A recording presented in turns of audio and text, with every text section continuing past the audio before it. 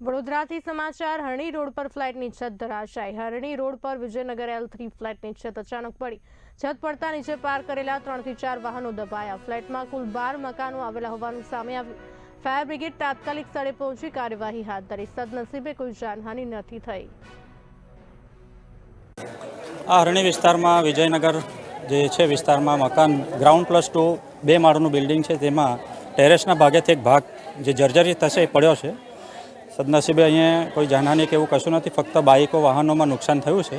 અને વડોદરા ફાયર બ્રિગેડના control room through Panigate fire station વોચરૂમમાં જાણકારી મળતા તરત જ પાણીગેટ ફાયર સ્ટેશનની ટીમ અહીંયા ઘટના સ્થળે પહોંચી ગઈ અને આ જે બિલ્ડિંગમાં જે રહીશો હતા એમને સ્થળાંતર કાઢ્યા અને હાલ ફાયર બ્રિગેડની ટીમ અત્યારે કામગીરી કરી રહી છે। આગળ શું કાર્યવાહી થશે હવે આ ફ્લેટમાં? આ જે બિલ્ડિંગ છે એ માટે નિર્ભયતા શાખાને જાણ કરી આ બિલ્ડિંગનું જે સ્ટ્રક્ચર સ્ટેબિલિટી કેવું છે એ એમના દ્વારા ચેકિંગ કરી નિર્ભયતા શાખા ડિપાર્ટમેન્ટ જે છે